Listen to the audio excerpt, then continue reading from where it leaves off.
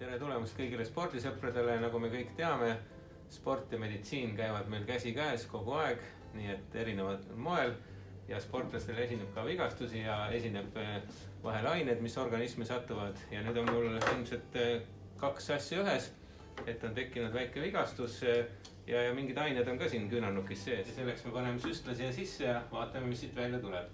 Ja tekkis see muide sellest, et jäähokimängus kukkusin küünarnuki peale ja nüüd nädal hiljem on selline pehme paun siin. Mihkel, mis see tähendab? See tähendab ilmselt seda, et siin on kogunud sisse selle põrutuse tagajärjel küünarnuki limapauna veri.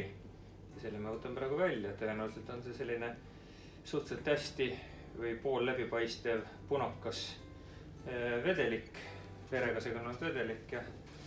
Aga kohe me näeme. Teeme korralikult puhtaks.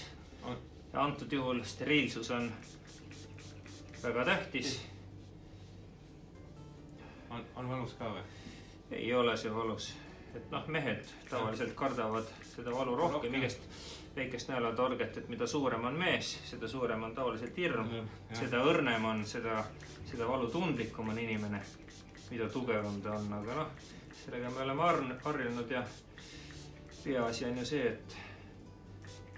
et arst ise ei kardaks punkteerida. Just. Me ju teame seda, et inimene kardab seda, mida tal ei ole varem kunagi tehtud.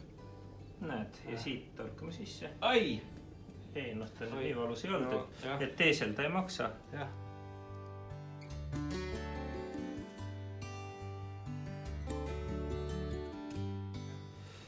Seda muidugi tagasi ei kõlba panna. See võib ainult minna nüüd sinna vereanalüüsi.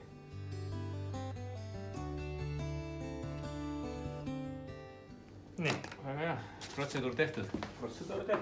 Ja loo moraal on see, et kui teil mingi mure on või probleem, siis Spordimeditsiini Sihtasutus, ortopeediaarstid ja füsioteraapia kliinika aitab teid igas olukorras, nii et pöörduge ka julgesti. Siin on oma ala kogenud spetsialistid eesotsas Mihkliga.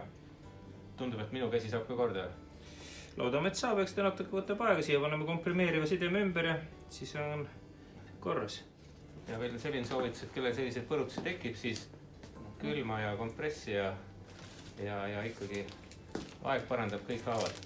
Just, mis on nüüd tähtis, et minna jälle uute sportlike tegevuste juurde.